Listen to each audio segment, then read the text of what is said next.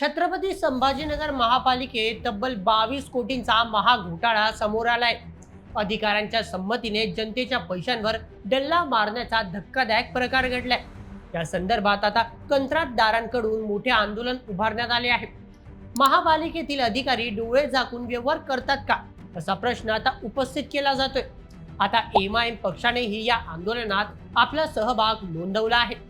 महापालिकेच्या सर्वसाधारण सभेमध्ये त्यांनी सत्ताधाऱ्यांवर या संदर्भात टीकेचे बाण सोडले. महापालिकेतील विरोधी पक्ष नेते समीर बिल्डर यांनी या प्रकरणावर आक्रमक पवित्रा घेतलाय. या प्रकरणाची छत्रपती संभाजीनगरसह आसपास परिसरात जोरदार चर्चा सुरू आहे. तर नेमका काय आहे हे 22 कोटींचे कंत्राटदार घोटाळा प्रकरण? त्या संदर्भात एमआयएम पक्ष आणि कंत्राटदार वर्ग कोणत्या मागण्या करतोय? चला या प्रकरणातील सर्व मुद्दे अगदी सखोल पद्धतीने जाणून घेऊयात आजच्या या व्हिडिओमध्ये. हा संपूर्ण घोटाळा अतिशय चलाखीने महागाई भत्ता म्हणजेच डीएच्या गणितात लपवण्यात आला होता. नियम असा सांगतो की कोणत्याही कर्मचाऱ्याला मिळणारा महागाई भत्ता हा त्याच्या मूळ वेतनावर म्हणजेच बेसिक सॅलरीवर दिला जातो. पण छत्रपती संभाजीनगर महापालिकेत कंत्राटी कर्मचाऱ्यांच्या पगाराचे बिल काढताना एका वेगळ्याच गणिताचा शोध लावण्यात आला. आर्थिक वर्ष 2024 ते 25 मध्ये वर्षभरात शासनाकडून दोनदा महागाई भत्त्यात म्हणजेच डीए मध्ये वाढ करण्यात आली. यावेळी महापालिकेच्या बाबू लोकांनीही मूळ वेतनावर डीए काढण्याऐवजी कर्मचाऱ्यांच्या पूर्ण वेतनावरच म्हणजेच ग्रोस सॅलरीवरच डीएचे कॅल्क्युलेशन केले. साहजिकच यामुळे बिलाची रक्कम अवाढव्य फुगली. फुगलेली तब्बल 22 कोटी 42 लाख रुपयांची रक्कम 3 कंत्राटदार एजन्सींच्या खात्यात बिनधक्कपणे ट्रान्सफर करण्यात आली. विशेष म्हणजे वर्षभरात 2 वेळा अशी चुकीची पगारवाढ देण्यात आली, पण कोणालाही याचा साधा संशय आला नाही. मित्रांनो, सामान्य माणसाला महापालिकेतून एखादा दाखला काढायचा असेल तर महिन्यांचे हेलपाटे मारावे लागतात. पण कंत्राटदारांचे बिल मात्र सुसाट वेगाने पास झाले. ठेकेदाराचे बिल मंजूर होण्यापूर्वी ती फाईल तब्बल 8 विविध विभागांच्या टेबलावरून जाते. प्रत्येक टेबलावर बिलाची तांत्रिक आणि आर्थिक तपासणी होणे अपेक्षित असते. शेवटी लेखा विभाग प्रमुख म्हणजेच अकाउंट हेड आणि वरिष्ठ अधिकाऱ्यांच्या अंतिम स्वाक्षरीनंतरच पैशांचा धनादेश म्हणजे चेक निघतो. पण 22 कोटी रुपये जास्तीचे दिले जात असताना या 8 पैकी एकाही अधिकाऱ्याच्या ही बाब लक्षात कशी आली नाही? हे सर्वांचे हात या माया बाजारात ओले झाले होते. अनेक महिने हे अधिकारी डोळे झाकून कंत्राटदारांच्या बिलांवर सह्या करत होते. विशेष म्हणजे हा प्रकार उघडीस आल्यानंतर ही जास्तीची रक्कम कशी गेली याची प्रशासनाने कोणतीही अधिकृत चौकशी लावली नाही, ज्यामुळे त्यातील गूढ अधिकच वाढली आहे. हा पैसा ज्या 3 कंत्राटदार कंपन्यांना गेला त्यात महाराणा एजन्सी, गॅलेक्सी आणि अशोका एंटरप्राइजेस यांचा समावेश आहे.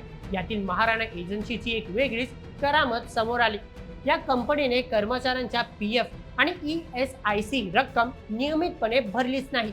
जेव्हा हे उघड झाले तेव्हा प्रशासनाने कारवाईचा देखावा करत महाराणाचे काम थांबवले. त्यानंतर मार्च 2026च्या सुरुवातीला महाराणा कंपनीत काम करणाऱ्या सुमारे 2000 कंत्राटी कर्मचाऱ्यांना रातोरात गॅलेक्सी आणि अशोका एंटरप्राइजेस या उर्वरित 2 एजन्सींकडे वर्ग करण्यात आले. कामगारांचे स्थलांतर झाले, पण त्या 22 कोटी रुपयांच्या वसुलीचे काय?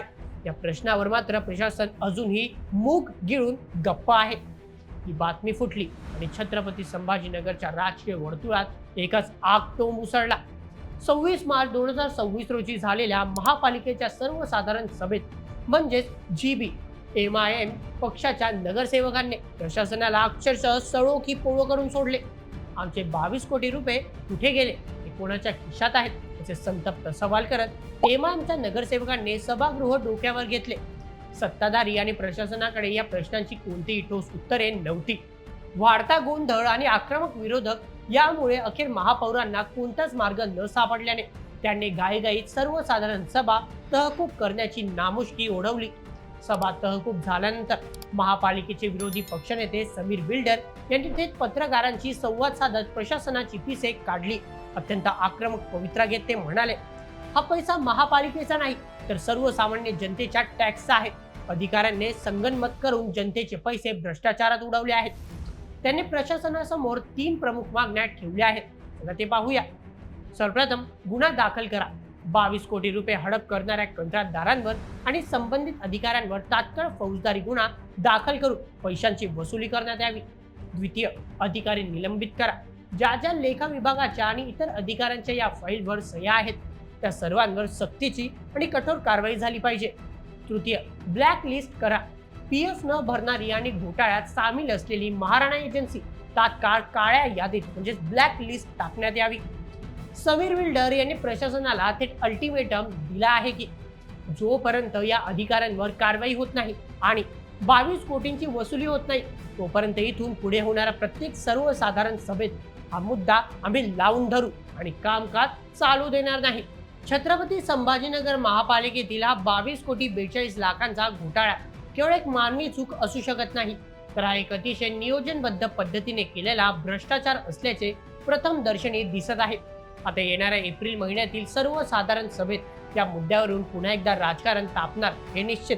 प्रशासन या 22 कोटींची वसुली करणार की अधिकाऱ्यांना पाठीशी घालून हे प्रकरण रफादफा करणार त्याकडे आता संपूर्ण शहराचे आणि राजकीय वर्तुळाचे लक्ष लागून आहे. मित्रांनो, या संपूर्ण प्रकरणावर तुमचे काय मत आम्हाला कमेंटमध्ये नक्की सांगा आणि अशाच व्हिडिओसाठी सबस्क्राईब करा बोल्ड MH आपल्या YouTube चॅनलला. धन्यवाद.